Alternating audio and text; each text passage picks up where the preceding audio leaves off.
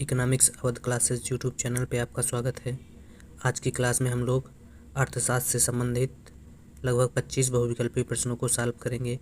यह प्रश्न TGT, PGT, NET, JRF, KVS, NVS, GIC, LT एवं झारखंड प्रवक्ता परीक्षा के लिए महत्वपूर्ण है। पहला क्वेश्चन, बेहद सस्ती कीमत निर्धारण नीति अपनाई गई है। ए, प्रतिस्पर्धी को कारोबार से बाहर निकालने हेतु। बी, लाभ अधिकतम करने हेतु। सी, बाजार में बाहरियों को बढ़ावा देने हेतु। डी, न्यूनतम लागत उत्पादन प्राप्त करने हेतु। तो बेहद सस्ती नीति का निर्धारण जो है प्रतिस्पर्धी को कारोबार से बाहर निकालने हेतु की जाती है। तो इसका आंसर एक का सही हो जाएगा ए। 2 नंबर क्वेश्चन, निम्न में से किसके आधार पर हमारे पास पूर्ण प्रतिस्पर्धा व अपूर्ण बाजार होता है। तो बाजार के वर्गीकरण से प्रश्न पूछा गया है। तो क्षेत्रफल के आधार पर बाजार का वर्गीकरण 4 भागों में किया जाता है। कौन सा?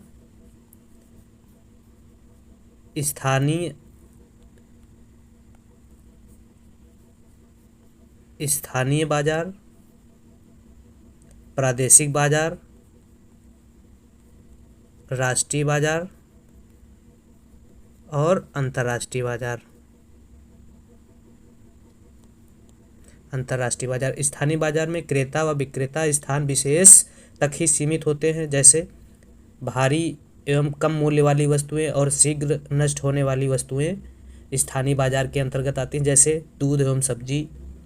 इसके अलावा प्रादेशिक बाजार, क्रेता एवं विक्रेता एक ही प्रदेश तक सीमित होते हैं, जैसे राजस्थानी पगड़ी एवं लाख की चूड़ियाँ।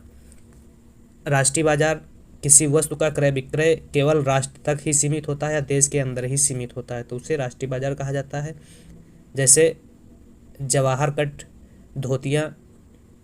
और अंतर्राष्ट्रीय बाजार, जब क्रेता विक्रेता विश्व के अलग अलग राष्ट्रों से वस्तुओं का क्रय विक्रय करते हैं तो उसे क्या कहते हैं? अंतर्राष्ट्रीय बाजार, जिसमें सोना, चांदी, पेट्रोलियम, हीरा आदि को शामिल किया जाता है। ये क्षेत्र के आधार पर बाजार का था। दूसरा ऑप्शन जो दिया गया है समय के आधार पर। समय के आधार पर मार्शल ने बाजार को 4 भागों में बांटा है। अति अल्पकालीन बाजार या दैनिक बाजार, जिसमें दूध, सब्जी, मछली, फल आदि को रखा जाता है। अल्पकालीन बाजार, दीर्घकालीन बाजार और अति दीर्घकालीन बाजार, ये 4 प्रकार के बाजार समय के आधार पर प्रोफेसर मार्शल द्वारा बांटे गए थे। कारोबार के आधार पर बाजार, बिक्री की दृष्टि के आधार पर बाजार, सामान्य या मिश्रित बाजार और विशिष्ट बाजार को रखा गया है। प्रतिस्पर्धा के आधार पर बाजार जो है 4 प्रकार के बताए गए हैं। परफेक्ट कंपटीशन, एकाधिकार, एकाधिकारिक और अल्पाधिकार। मतलब पूर्ण प्रतियोगिता, एकाधिकार, एकाधिकारिक और अल्पाधिकार। क्वेश्चन क्या पूछ रहा है? क्वेश्चन पूछ रहा है निम्न में से किसके आधार पर हमारे पास पूर्ण प्रतिस्पर्धा व अपूर्ण बाजार होता है। तो यह होता है प्रतिस्पर्धा के आधार पर। 2 का सही आंसर हो जाएगा डी। अगला 3 नंबर क्वेश्चन, उत्पादन प्रक्रिया में संतुलन बिंदु वहाँ होता है जहाँ सीमांत लागत सीमांत आगम के बराबर होती है। तो सीमांत लागत सीमांत आगम के बराबर सी ऑप्शन में है। 3 का सही हो जाएगा सी। 4 नंबर क्वेश्चन, उपभोक्ता की संतुष्टि अधिकतम होती है। तो उपभोक्ता की संतुष्टि वहाँ अधिकतम होती है जहाँ MUX/PX बराबर होता है MUI/PY के। तो इसका आंसर हो जाएगा 4 का ए। 5 नंबर क्वेश्चन, कीमत रेखा व्यक्त करती है उपभोक्ता के आय को, सीमाओं को, पसंद को, कीमत को। तो कीमत रेखा व्यक्त करती है उपभोक्ता की सीमाओं को। 5 का सही आंसर बी हो जाएगा। क्या है? कीमत रेखा या बजट रेखा 2 वस्तुओं के विभिन्न संयोगों को प्रकट करती है जिन्हें उपभोक्ता एक दी हुई मौद्रिक आय तथा वस्तुओं की कीमत पर खरीद सकता है। अथवा कह सकते हैं दो वस्तुओं के मध्य संबंध प्रदर्शित करने वाला वह वक्र जिसके सभी बिंदु पर उपभोक्ता अधिकतम वस्तु की मात्रा क्रय करने में सक्षम होते हैं, उसे क्या कहते हैं? कीमत रेखा या बजट रेखा कहते हैं। कीमत रेखा का ढाल या बजट रेखा का ढाल जो है ऋणात्मक होता है और बजट रेखा बराबर होता है -P(x/Py)। ये और अगर समीकरण की बात की जाए बजट रेखा के तो Px × Qx plus Py × Qy ये बजट रेखा का समीकरण हो जाएगा।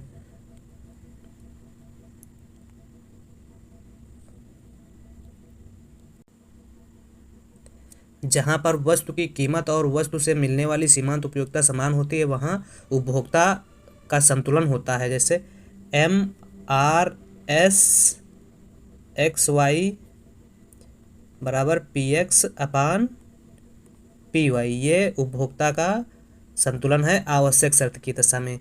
और पर्याप्त शर्त की दशा में उपभोक्ता का संतुलन MUX/MUy बराबर MRS(xy) बराबर Px/Py।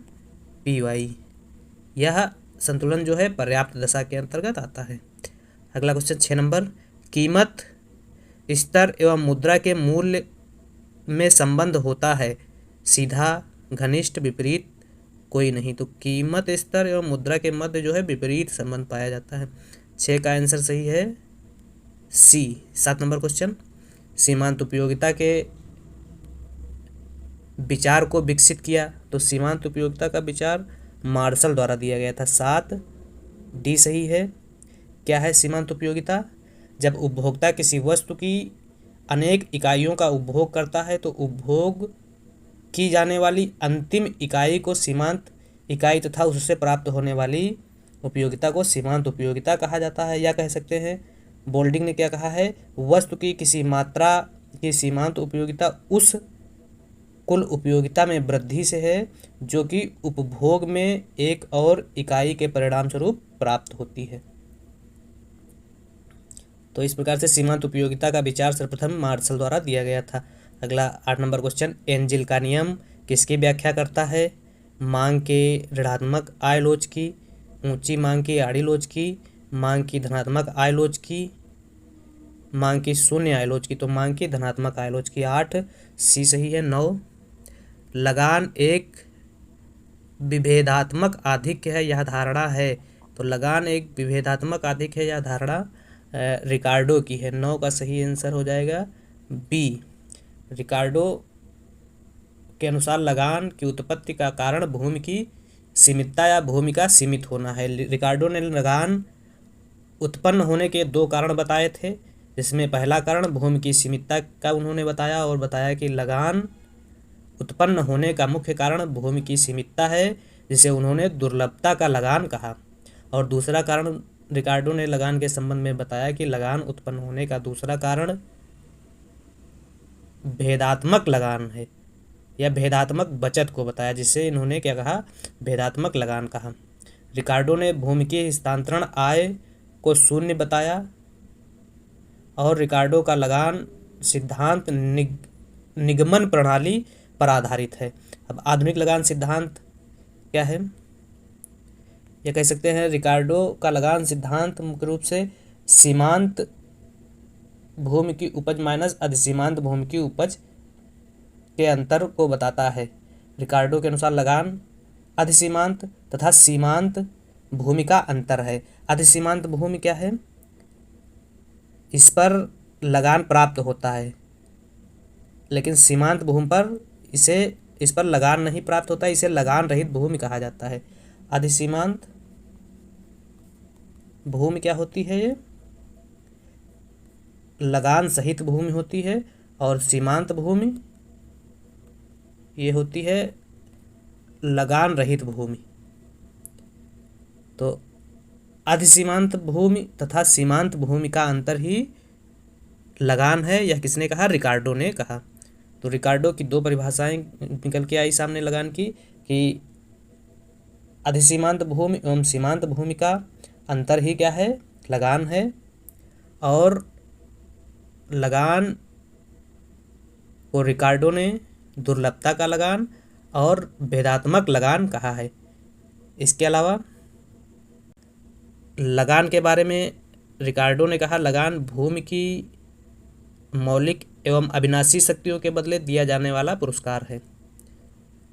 तो इस प्रकार से लगान एक भेदात्मक आधिक्य है, यह अवधारणा जो है रिकार्डो द्वारा दी गई थी। 9 का बी सही है। 10, किस अर्थशास्त्री ने आय के वितरण का फलनात्मक सिद्धांत विकसित नहीं किया?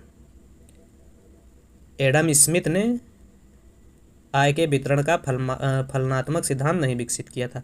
अगला 11 नंबर, यूलर का प्रमेय संबंधित है मुद्रास्फीति से, वितरण से, कर प्रणाली से, जनसंख्या से। तो यूलर का प्रमेय जो है वितरण से संबंधित है। 11 बी सही है। 12, रिकार्डो के अनुसार अधिसीमांत भूमि वह है जिस पर लगान प्राप्त होता है। अभी हम लोग पीछे क्वेश्चन में पढ़े थे कि रिकार्डो के अनुसार लगान अधिसीमांत तथा सीमांत भूमि का अंतर है, और सीमांत भूमि पर लगान प्राप्त होता है, अधिसीमांत भूमि पर लगान प्राप्त होता है, लेकिन सीमांत भूमि पर कोई लगान नहीं प्राप्त होता है, लगान रहित भूमि होती है। तो क्वेश्चन में क्या पूछा गया है कि रिकार्डो के अनुसार अधिसीमांत भूमि वह है, अधिसीमांत भूमि वह है जिस पर लगान प्राप्त होता है। तो ए ऑप्शन से हो जाएगा, क्योंकि अधिसीमांत भूमि पर लगान प्राप्त होता है। आभास लगान का कब उत्पन्न होता है? अति अल्पकाल में, दीर्घकाल में, अति दीर्घकाल में, अल्पकाल में। तो आभास लगान जो है अल्पकाल में प्राप्त होता है, सभी वस्तुओं एवं सेवाओं पर लगता है। अगला 14 नंबर क्वेश्चन, सूची फर्स्ट में एमपीसी और एमपीएस के मान दिए गए हैं और सूची सेकंड में गुणक के मान दिए गए हैं। तो यह सूत्र से निकालना है, फिर मिलान करना है। तो के गुणक बराबर होता है के बराबर 1/1 माइनस एमपीसी।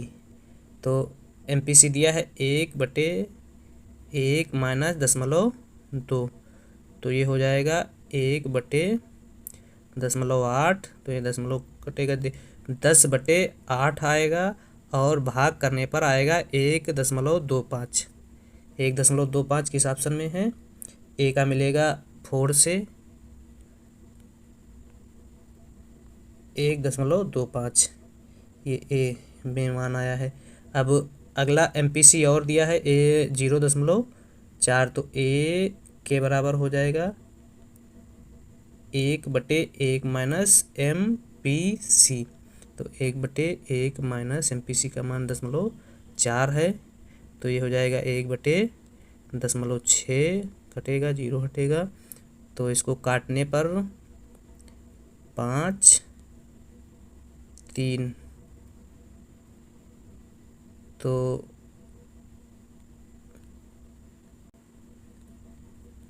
1.66 आएगा।